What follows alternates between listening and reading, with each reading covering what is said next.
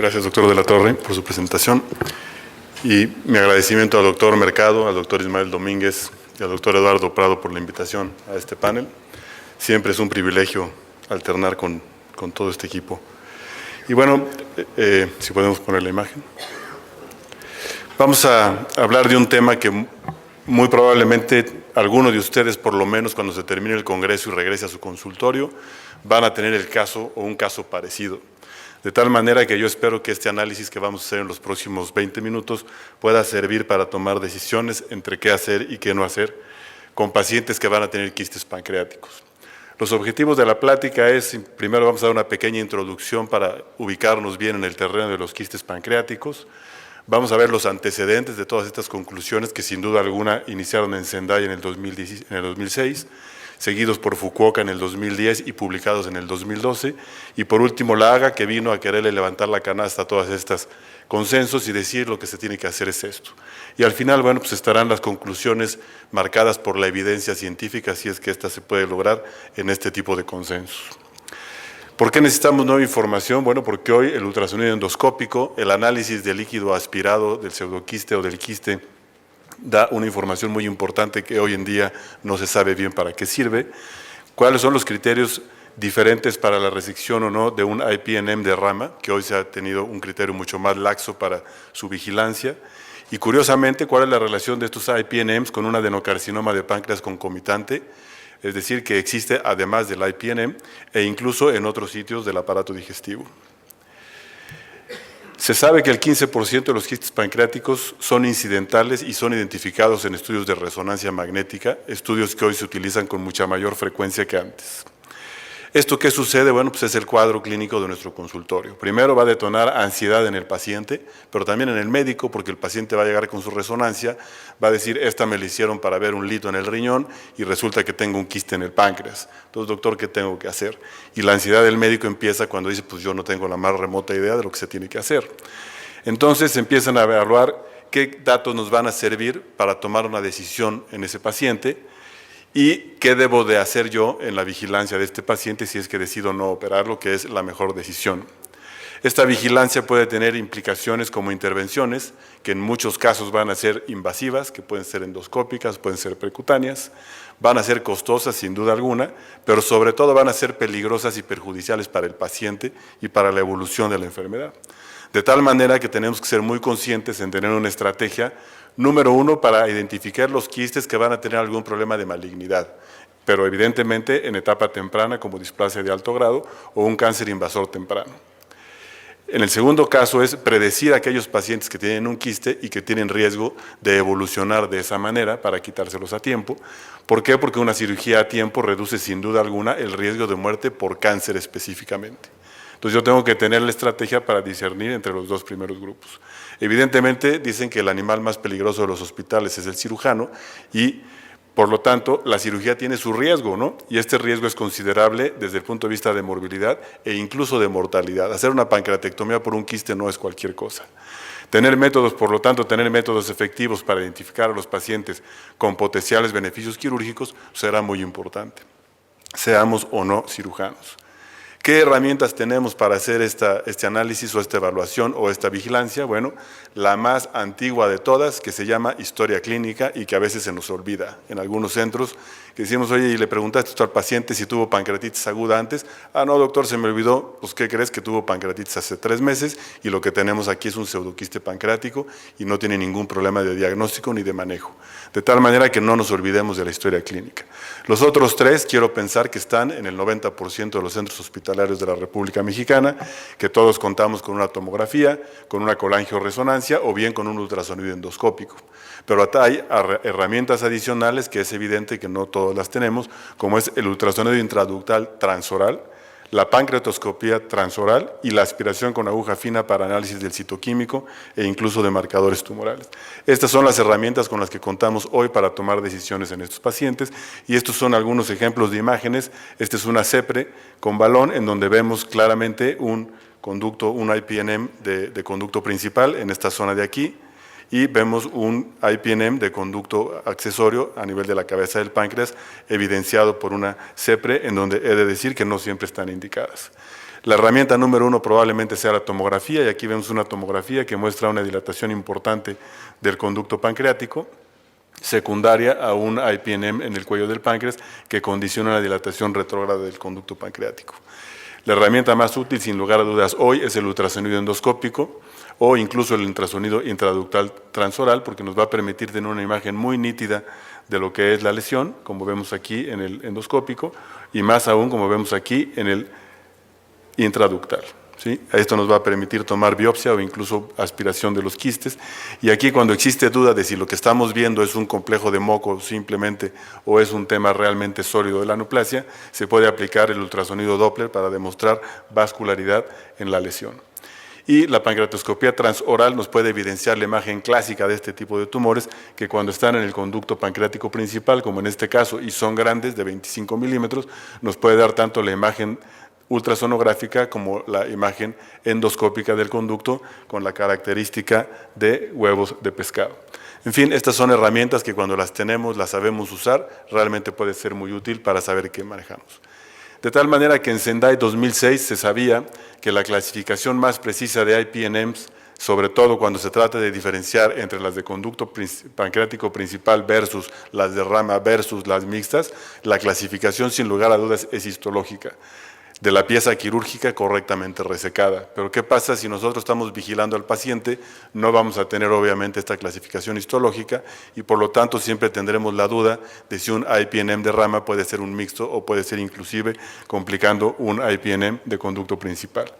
¿Y esto qué importancia tiene? Bueno, pues tiene implicaciones pronósticas. No es lo mismo un IPNM de conducto principal que un IPNM de rama. Y los pacientes clasificados como IPNM de rama algunas veces muestran invasión microscópica en el estudio histológico que los cambia inmediatamente de pronóstico a 5 años de sobrevida. Por lo tanto, esta clasificación por imagen preoperatoria debe de ser considerada un algoritmo de manejo de estos pacientes con sus reservas. Sin embargo, puede ser anulada, o sea, cambiada por alguna otra clasificación, una vez que la neoplasia es resecada y entonces se reclasifica histopatológicamente como un adenoma limítrofe, como un carcinoma in situ o un carcinoma invasor. ¿Qué quiere decir esto? Que la clasificación por imagen preoperatoria no necesariamente tiene todas las barajas en la mano.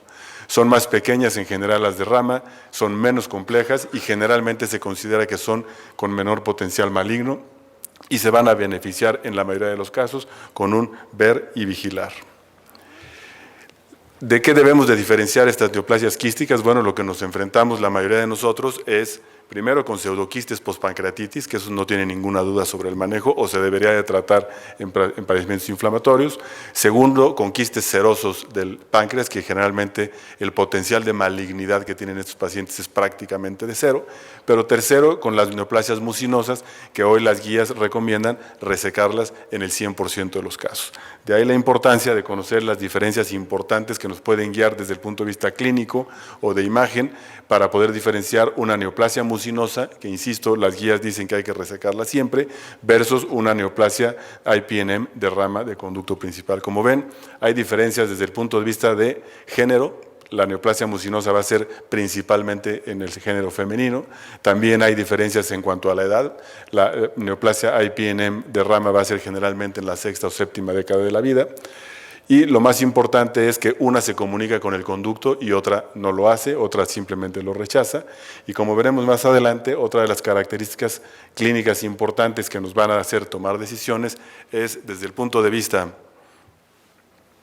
de la neoplasia mucinosa. Este va a tener sus orígenes en restos ováricos en el páncreas, es decir, para que yo haga un diagnóstico histológico de que es una neoplasia mucinosa, tiene que haber presentes restos ováricos en el páncreas, a diferencia del IPNM que se va a originar en los conductos pancreáticos. La neoplasia mucinosa generalmente es única versus la IPNM que puede ser múltiple hasta en el 10% de los casos. El seguimiento de una neoplasia mucinosa perfectamente resecada prácticamente es de 0 versus aquellos IPNMs que tienen que seguirse y sobre todo la presencia de carcinoma invasor en las neoplasias mucinosas va a ser hasta del 36%, versus en el IPNM de conducto principal que puede ser hasta del 57%, y el derrame que puede ir de 0 al 31%. Estas son características importantes que han inquietado a los expertos en este tema y que han determinado entonces que según las guías hoy, las IPNMs de conducto principal deben de ser resecadas todas por su alta incidencia de malignidad. Como vemos en esta tabla, hay incidencia de malignidad hasta del 92%. Pero el problema nos lo dejan con las IPNMs de rama, en donde las incidencias varían del 0 al 42%, y es por eso que nosotros tenemos que utilizar mayor número de herramientas para aconsejar al paciente sobre lo que tiene que hacer. El fruto de todo esto fue este algoritmo simple que surgió en el 2006 y que fue el primer propuesto por Sendai y que después en el Fukuoka se complicó bastante más, como lo veremos más adelante. El Fukuoka 2012 lo primero que dice en su primer párrafo es: este es un consenso. La calidad de evidencia de estas afirmaciones es bastante baja, simplemente es una reunión de expertos en donde vamos a externar nuestras opiniones y con base en eso hay que elaborar unas guías de seguimiento. ¿Qué fue lo que cambió en las Fukuokas 2012 versus el Sendai 2006? El criterio de dilatación pancreática bajó de 10 a 5 milímetros como criterio preocupante. El diámetro de 5 a 9 fue un criterio de preocupación, no necesariamente de alto riesgo. El de mayor a 10 centímetros se convierte en de alto riesgo. También sugieren cambiar la nomenclatura de carcinoma in situ por displasia de alto grado y solamente quedar nombrada la malignidad a aquel carcinoma que demuestra características de invasor. ¿Cuáles son los criterios según Fukuoka de alto riesgo? Simplemente son dos: componentes sólidos con captación y un conducto pancreático mayor a 10 milímetros. Cuando nosotros vemos estas características en la tomografía, en la resonancia o en la CEPRE, nosotros debemos de llevar al paciente o aconsejar al paciente en el 100% de los casos la resección. Evidentemente esto toma en cuenta que los pacientes están en condiciones correctas para la cirugía y aquellos criterios preocupantes son enlistados en la lista de la derecha, en donde al verlos nosotros podemos seguir vigilando al paciente, y una de las herramientas importantes para esta vigilancia va a ser el ultrasonido endoscópico y la aspiración con aguja fina. Las IPNMs deben de diferenciarse siempre con tomografía y resonancia magnética. El análisis del contenido del quiste no siempre es útil y en algunos casos se considera experimental. La CEPRE para el cepillado o muestra de líquido no está indicada. Si voy a hacer una CEPRE para cepillar el conducto, no debe de indicarse. Y en cambio, la determinación del antígeno carcinoembrionario en el contenido del quiste para identificar quistes productores de mucina, más no así diferenciarlos entre benignos y malignos. El antígeno carcinoembrionario es el más utilizado, el límite de corte es de 192 nanogramos por decilitro para diferenciar entre un quiste seroso versus un quiste mucinoso, pero insisto, no diferencia la malignidad del quiste. Existen otras pruebas genéticas de mutaciones y algunos anticuerpos monoclonales que la mayoría de la literatura reservan como cosas experimentales. Las indicaciones de resección según Fukuoka van a ser IPNM de conducto principal, sin duda alguna, siempre llevarlo a la resección, insisto, siempre y cuando el paciente esté en correctas condiciones para ser candidato a cirugía. El margen de resección es muy importante y si nosotros tenemos un margen de resección con displasia de alto grado, estamos obligados a ampliar la resección hasta obtener un margen que diga de bajo grado o de moderado grado. El IPNM de rama, sin embargo, tiene criterios de resección mucho más conservadores y son los que ocupan la mayoría de las recomendaciones de las guías y tienen que ser más de 3 centímetros sin criterios de alto riesgo o preocupantes, pueden ser correctamente observados. Finalmente, los tumores mucinosos quísticos se han